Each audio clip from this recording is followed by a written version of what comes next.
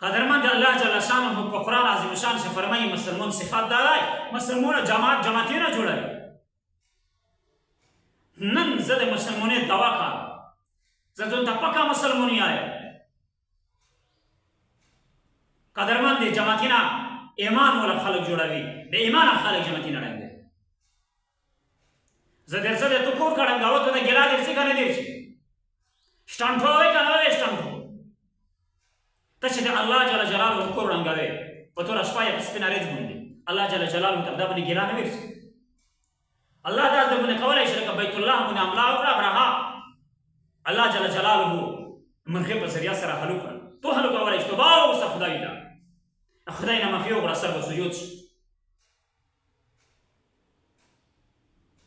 الله جل جلاله د میشتو ستا هدایت نصیب کړه، د دا صاحب اقتدار طبقات نصیب چا په خپل عوامو باندې په خپل مسلمانو او خپل مساجد باندې تړلي وي. وما علینا الا البلاغ.